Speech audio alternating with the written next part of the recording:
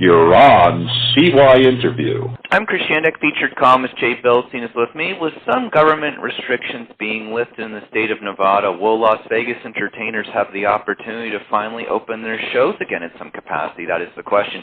Here to discuss where we are, we welcome back producer, dancer, Las Vegas headliner Jennifer Romas of Sexy the Show. Jennifer, thanks so much for being back with us on CYInterview. How are you? I'm wonderful. Always such a pleasure to talk with you guys. Thank you so much for your continued support.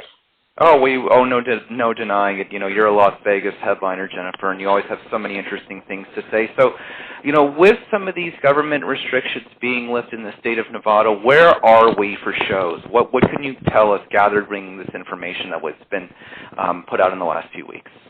I think, honestly, I think it was a bit of a shock to everybody. I know for myself, and I believe a lot of other, especially smaller venues, I think we thought we possibly had an advantage, especially if we didn't have theater seating, if we had the capabilities to, you know, move the seats and chairs and tables around, and if we had the options to make the show work at half capacity. I think kind of working with what plans were already set in place, we were able to kind of foresee a slow, but a very, very positive comeback. I think we kind of got kicked in the rear end with what directives honestly have come out. And again, I'm just talking from myself and not necessarily on the behalf of any other shows and producers and things like that, but I believe we are all in the same boat when we are up against some major issues with this 25-foot restriction that needs to be clearance for the audience to be in contact with the stage. I think everything along the way just hasn't made much sense, to be honest. And here we go again with more rules and regulations that have come out that realistically just do not make sense. And I believe it's going to be very difficult to get things up and running with these directives that make no sense. But again, you know, they're stepping stones. And I think we have to look at that as part of the journey. Will they possibly change 30 days from now when, you know, the government goes back in and says, okay, you know what, that really doesn't make sense. And then possibly some things change. You know, entertainers, entertainment, producers, choreographers, I believe, again, I think I said this last time, we are very adaptive people. That's what we do. We create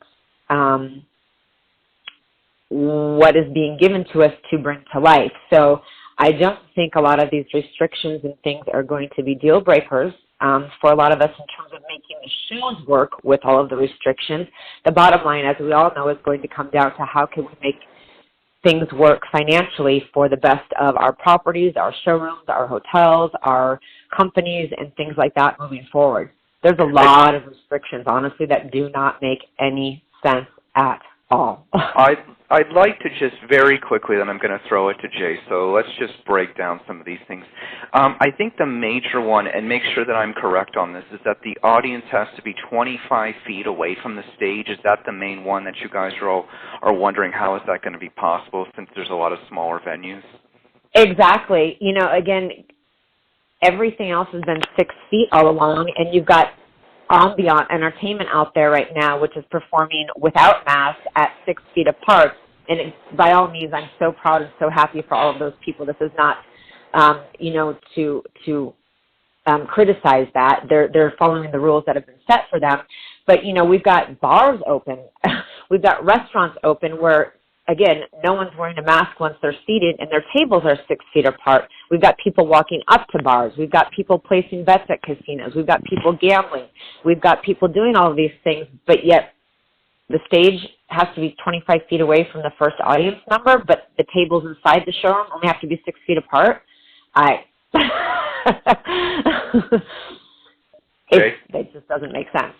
Okay. So, Jennifer, working off of that, what is the number one thing that could be done right now to help the Las Vegas entertainment community?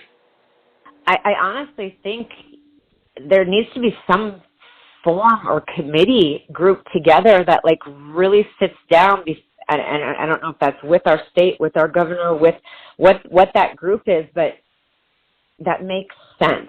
And I think that's what the issue is moving forward. Yeah, they want all of the performers on stage to also stay 6 feet apart and wear masks on stage, but yet the singer can take it off to sing. Well, so I'm just saying, like, how does that make any sense to anybody? I think that's, again, going back in, the most frustrating. It's not that we have rules and regulations. It's not that, we know we are starting from scratch, and this is a new thing for everybody. We're all in the same boat when that is said, but there needs to be some sort of realistic approach to some of these things, I believe, and the people in entertainment, again, are the most creative and are the most, imaginative people in trying to make this happen, moving ahead safely, profitably, and for the best of everybody. So let's create right now. How would you be for something like this, done via Zoom? Perhaps some of the commissioners from Clark County, and perhaps some state government officials, and maybe from UNLV, an epidemiologist, a virologist, Right. immunologist, and maybe some good folks like you, producers, showrunners, headliners. You get on Zoom, and you have somebody moderate it, and you have a free, fair, and open exchange of ideas. And not only that, have it open to the public. If people want to, in Las Vegas or anywhere in the world, watch this discussion, they can watch, and just have a kind of free, fair, and open forum to get the ball rolling, because maybe some of you good folks will say, hey, we can't work by what you've set out, but have you thought of this? And then the epidemiologist, virologist can say, gee whiz, that may work. And then the good folks from the state or from Clark County can say, gee whiz, nobody's ever brought it up that way. Yeah, we think that can work. What do you think of an idea like that? I think it's a great idea. And again, it's not a pity party or we're being, which I don't think it should be, the entertainment world is being, hated and this and that. I think it's just, there needs to be common sense. That's, I think, moving forward with anything, there needs to be common sense. And yes, shows are definitely more involved. There's more involved with gaming control board, our actual corporate, headquarters with our hotels, and the producer end of everything. So there's more, entities kind of involved in what's moving forward. But realistically, like I said, everything just needs to make sense. Our box office and ticket offices, our will calls, are not even allowed to be open on the day of show because they don't want people congregating. Well, how is that different from placing a bet at a casino or walking up to the bar and grabbing a drink or sitting at a gaming table and gambling? Like, it doesn't make sense. We will figure out a way. We will figure out a way, and we will do this, and we will make it work, and we will abide by the rules to get open. But again, with that 25-foot restriction, if you're talking a showroom, a lot of these small showrooms, you measure 25 feet from the stage, that kind of wipes out your entire showroom. Yeah, so then if the you're entire looking at, seating. Yeah, it wipes out the entire seating, whether you're looking at half capacity. Then you're at half capacity of that, and it's like, how does that even work? And not just that, but now you're at half capacity. Exactly. And now you have to create physical distancing between seats, right? So it's not like you've got half the showroom left, and it's like, all right, well, we'll suffer work with half the showroom. No, you got half the showroom. Maybe of that half, you end up with half of that or less than half.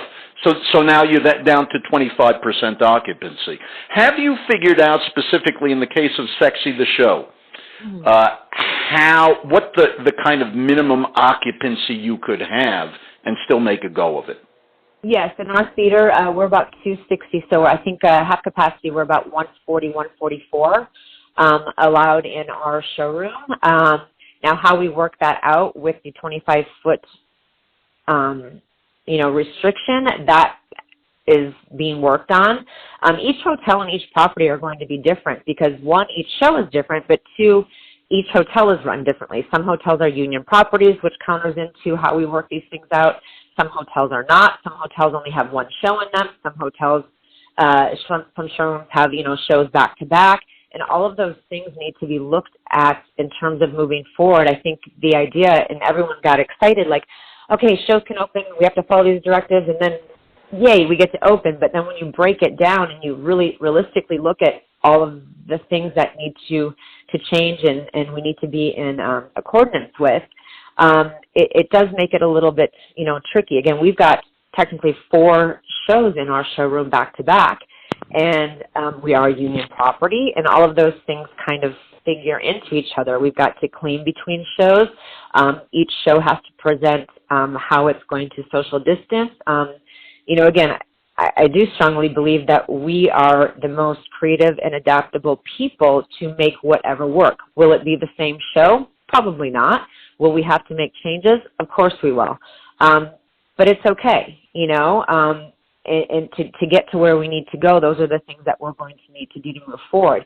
It just kind of really does come back to the whole idea of let's make some sense out of this, I just don't understand how ambient entertainment is different than a live show entertainment when you're singing and talking.